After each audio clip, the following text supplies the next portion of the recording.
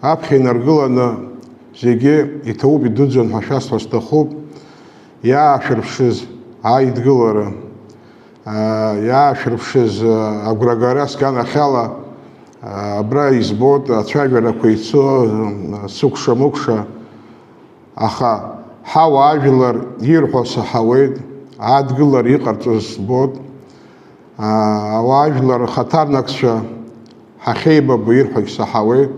Убри зегьы исынаҭоит сара амч ҳаԥхьаҟагьы ҳаԥсҭазаара иазку аусқәа рҟны, аҳәынҭқарра иазку аусқәа рҟны ақәԥара, ԥхьаҟацара иҭоуп идуӡӡан. Добрый день, дорогие слушатели, наши избиратели, жители нашей страны. Первым долгом я хотел бы поблагодарить всех, кто проявил внимание, поблагодарить наших уважаемых граждан республики за поддержку большую. Это Аслана Алексеевича Кубахия, большую умницу, как я так считаю, это Ахра Юрьевича Бжания, моего боевого друга, однополчанина Лашу Зухба. Ну и самое главное, это народ, который меня поддерживает, который проявил большое внимание. Вот я постарался смотреть все паблики, значит, Инстаграм, Фейсбук, Телеграм, везде, где бы я ни читал, значит, комментарии, это были огромная поддержка, и я, честно говоря, другого не ожидал и постараюсь, как говорится, отстаивать и в дальнейшем интересы нашей страны, нашей республики. Теперь, что касается основной темы, которой я сегодня попросил вас всех собраться. Как вы знаете, буквально недавно я был осужден Сочинским судом по очень тяжелой статье. Там я сейчас уже даже не вдавался в эти вот подробности, то ли разбой, то ли грабеж. 10,5 года мне присудили.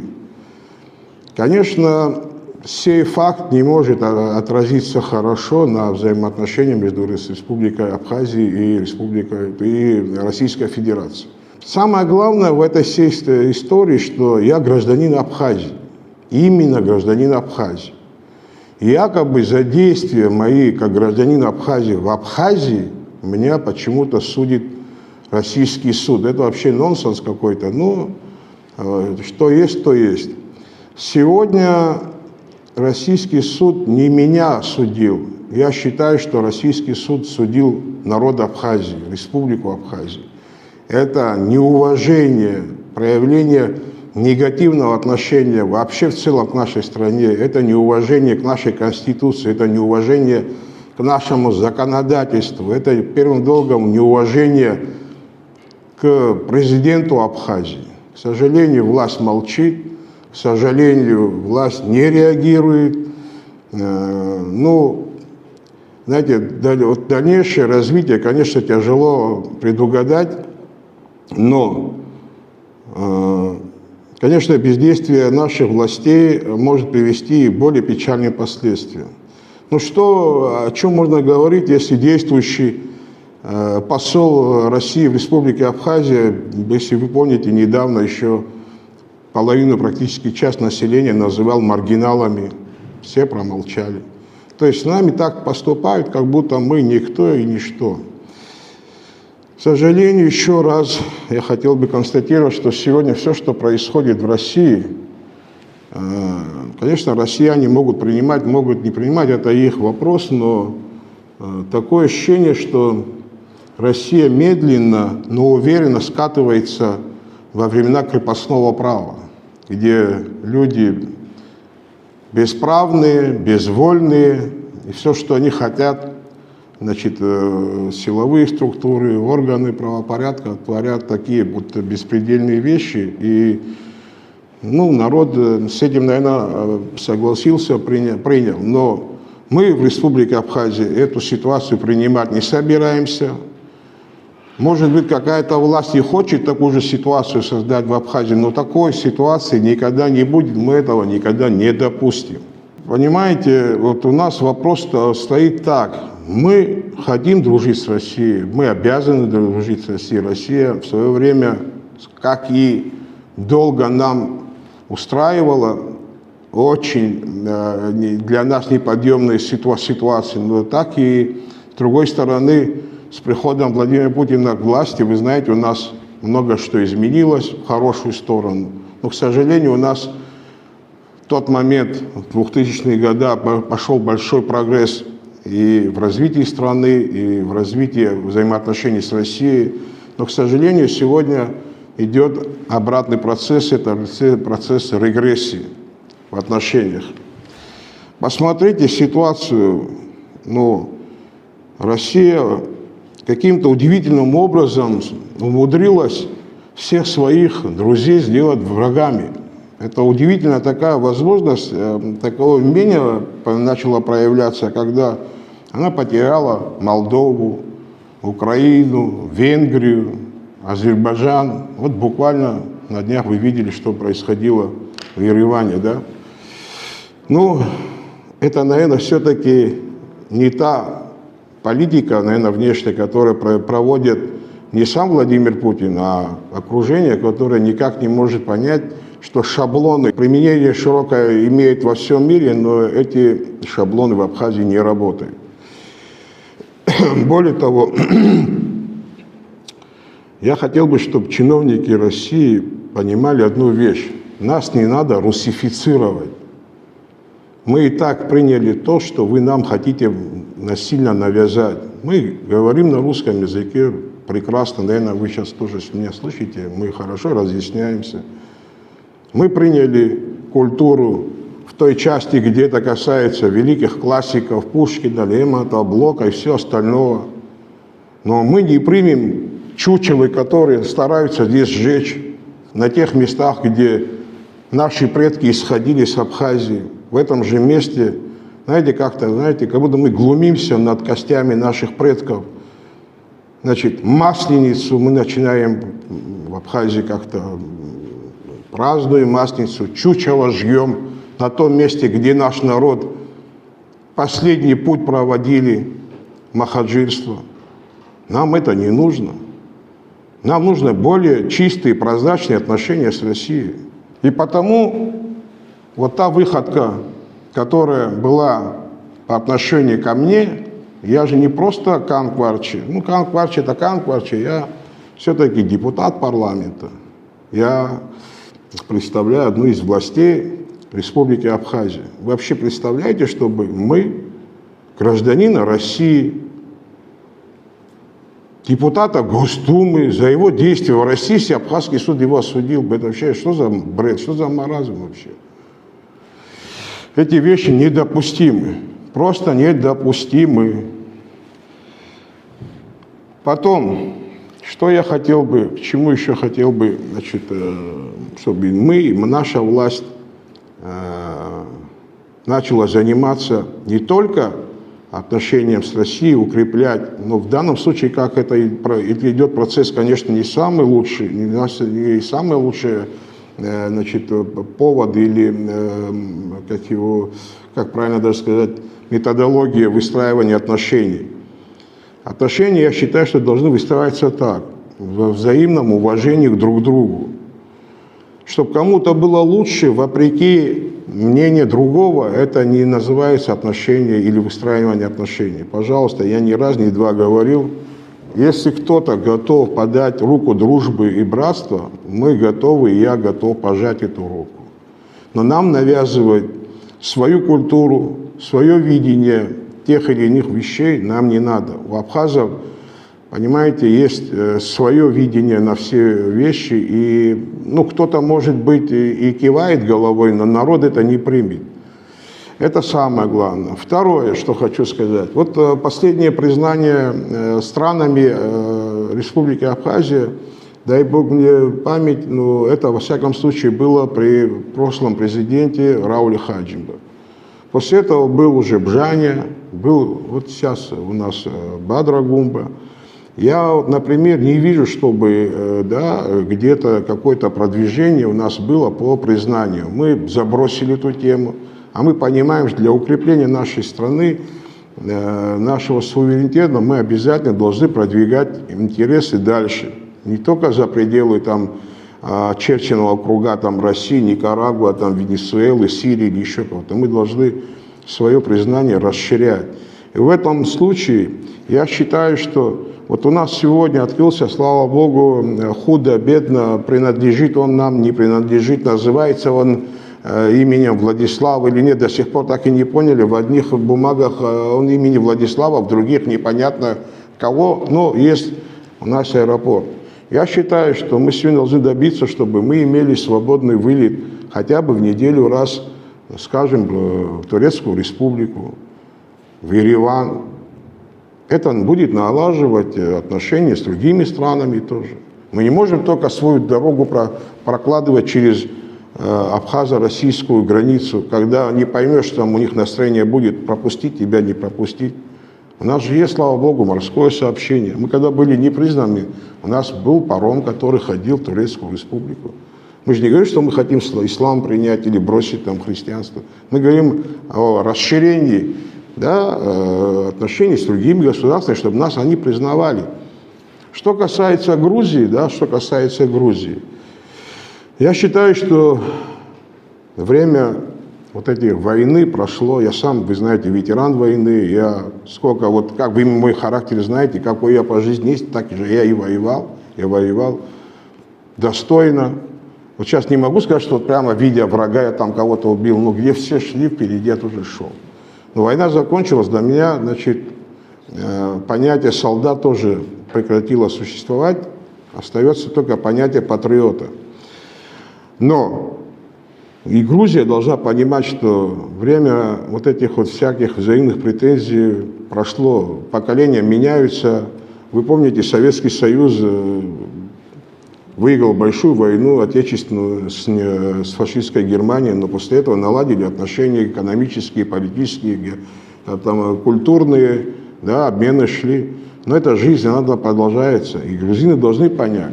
Вот в этом свете, знаете, вот я недавно посмотрел случайно вот между собой вели такой диалог Паата Давита и Гела Васадзе. Может, кто-то и смотрел. Знаете, мне интересно стало, посмотрел. Конечно, где-то половина их беседы, они так старались быть политкорректными, как бы не обижая особо абхазскую сторону.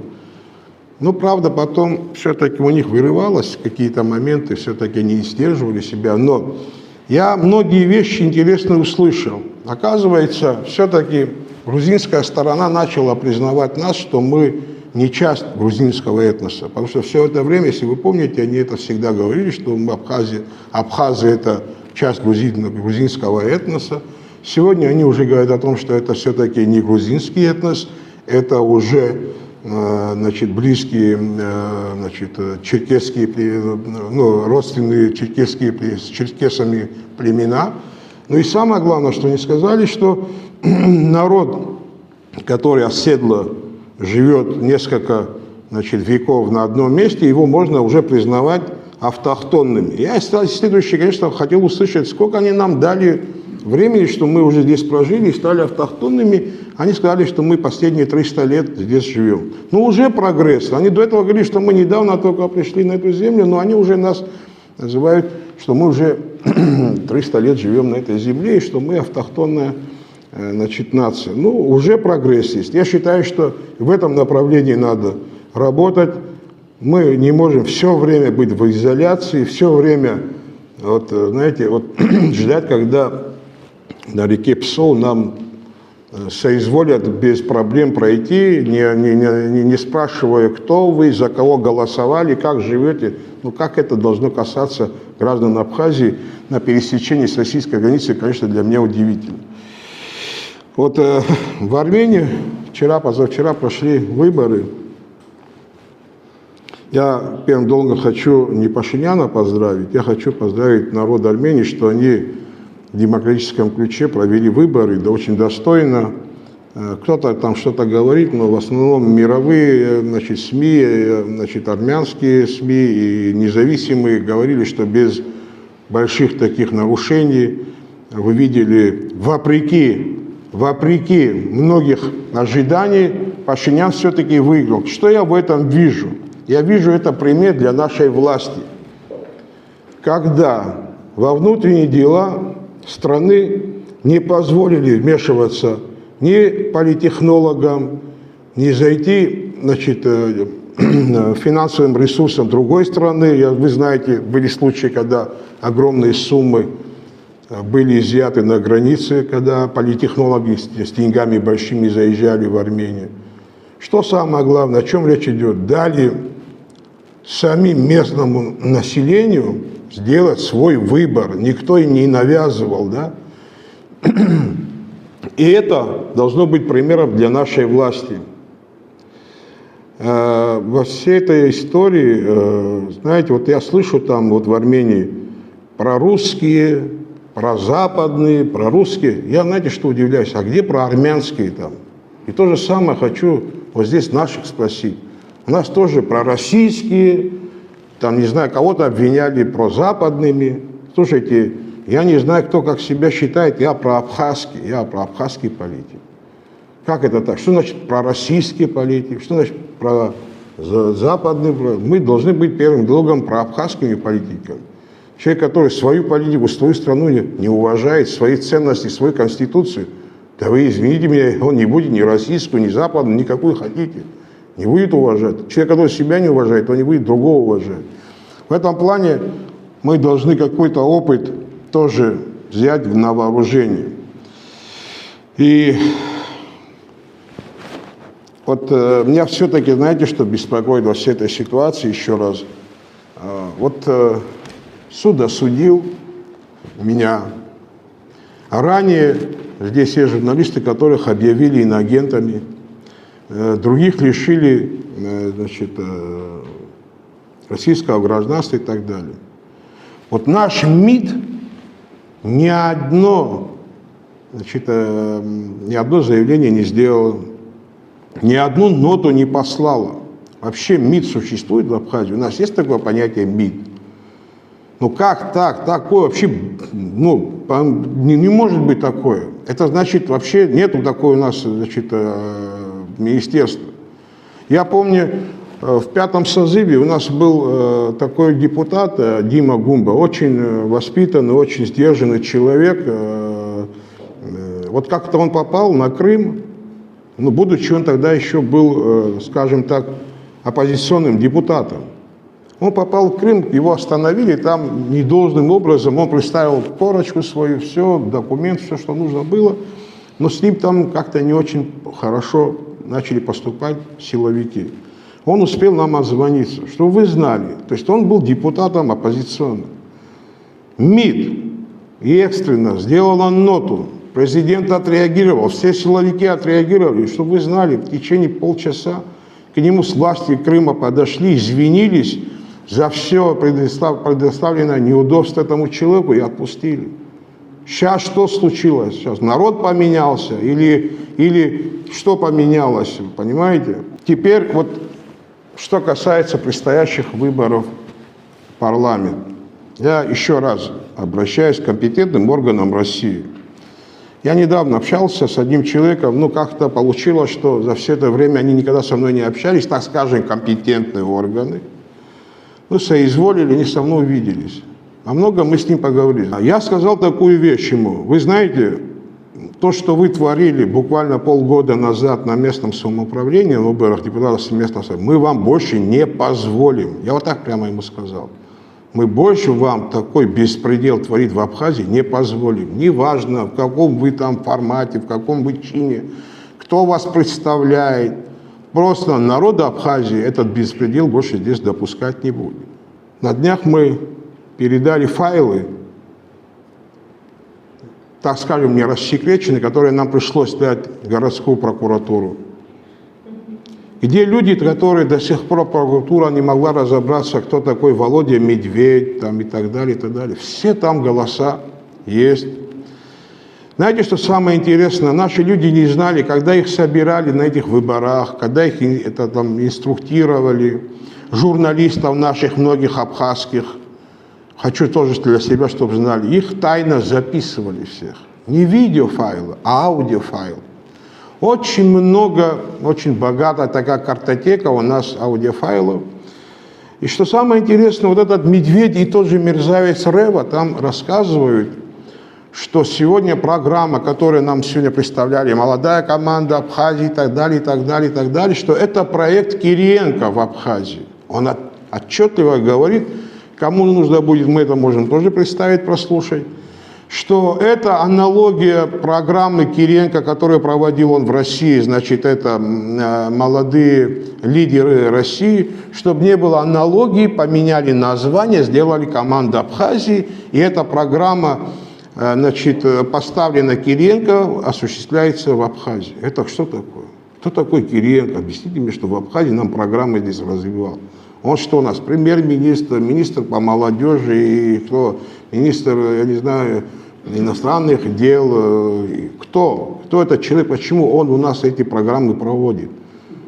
Как называется это так? С чего это он благодетелем нашим стал? Я не забуду, когда он был премьер-министром, и у нас границы были закрыты. Тогда что-то он о нас не думал. Сегодня он о нас подумал, да? Так не пойдет, дорогие мои. Или же вот эти вот, знаете, наши вот претензии к нам, вот мы вам деньгами помогаем и так далее. Вот это вечная претензия к нам. Дорогие мои, я хочу ответить следующим образом. Я сказал этим людям также, слушайте, вы 33 года разные ситуации ставили в Абхазии. В разной ситуации мы оказались. И граница была закрыта. И даже когда кто-то мог проходить, кровь с нас брали, и анализы с нас брали, и что только с нами не делали. Но самое главное во всей этой истории, за 33 года Абхазия ни разу не предала Россию. Посмотрите, что в мире творится. Да, их и снабжают, и помогают, и финансово вообще озолотили страны, но эти страны давно предали Россию. Несмотря на всю сложность наших иногда взаимоотношений, да, она как бы, знаете, как американские горки иногда бывают на пике, иногда в упадке, но иногда даже очень болезненно для Абхазии. Но мы никогда Россию не предавали. Я хочу, чтобы эти чиновники, некоторые, которые нерадивы, не понимают, о чем говорят, нам, значит, предъявляя претензии, что мы вам деньги, а вы нам покорность. Не будет этого. Во всех действиях есть взаимно выгодные отношения. Дружеские, товарищеские, если экономические, они тоже должны быть взаимовыгодные. А не так, как сегодня корпорации зашли, посмотрите, мелкие наши, значит, да, ательеры без работы сидят. Вот то же самое будет во всех сферах. Вот заходят большие корпорации, которые 10 лет в убыток себе будут работать, но убьют остальных. И скупят по дешевке весь бизнес. Мы этого добиваемся. Нет, мне аналогия российского экономического модели мне не нужно.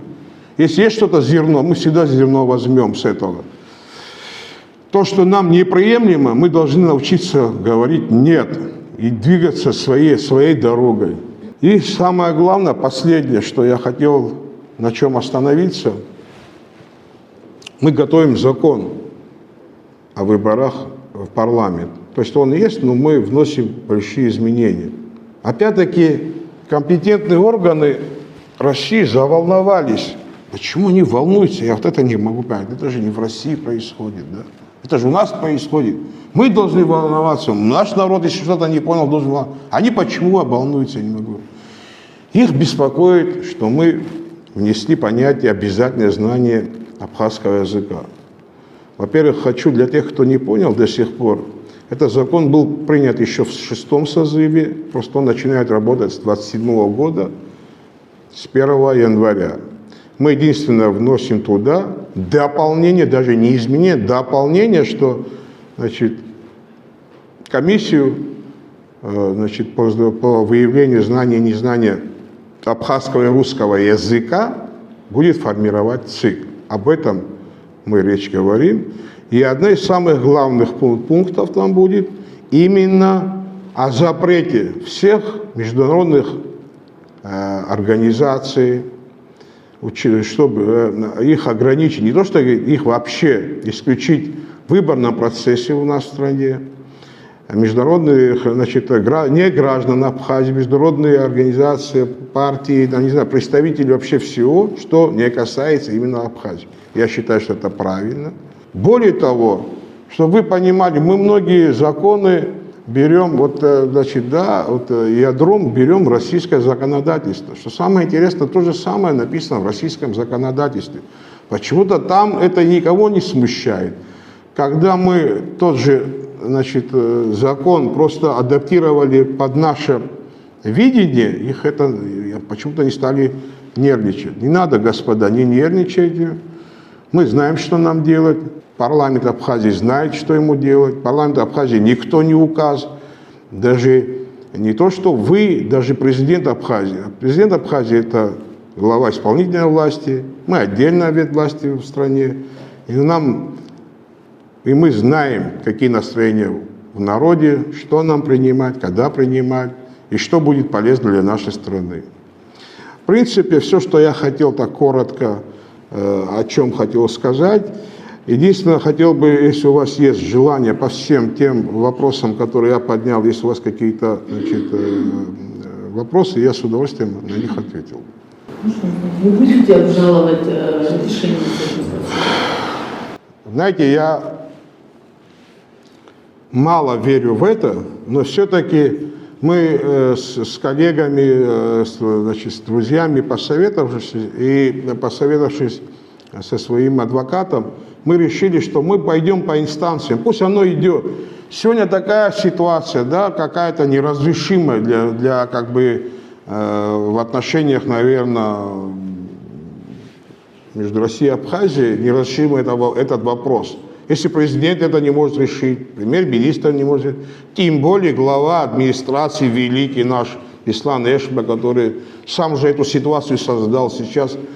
Ну, с Бесланом Эшба это отдельная история, наверное, будет, это мы потом еще с вами пообщаемся. А почему по инстанции мы хотим пойти? Все-таки, в одном из разговоров на этом суде один из компетентных людей там сказал, ну, поймите, говорит, мы здесь никто не собирается разбираться в этом деле, там есть заказ центрального аппарата с Краснодара. То есть, как минимум, до Краснодара понятно, что вопрос не решится. То есть, прокуратура, задача была поставлена.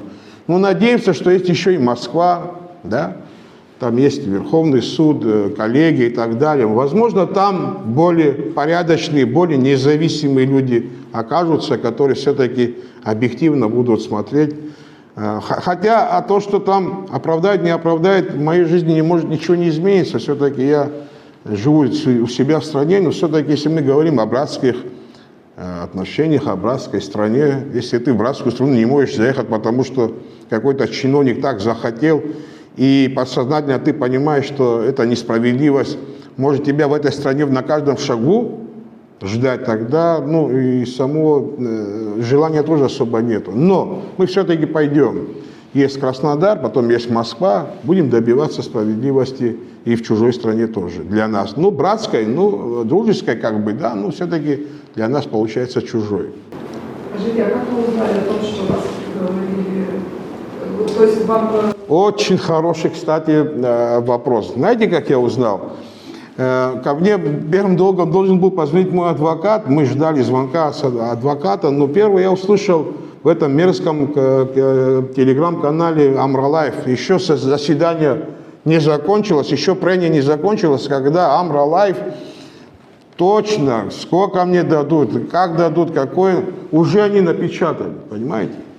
Вот, что наши коллеги с СГБ не знают, оказывается, кто ведет эти каналы, Саумин, Амралаев и так далее. Ну, не знают, некомпетентные они у нас пока, молодые еще. Есть вопросы у вас еще? Вы говорили о изменениях в законодательство, в части избрания депутатов парламента. У меня такой вопрос. Как вы считаете, у президента Абхазии, у депутатов парламента Абхазии должно ли быть российское гражданство или только одно абхазское? Давайте так. Конечно, надо начинать с чего-то. Депутатский корпус – это 35 человек, сразу этот вопрос решить тяжело.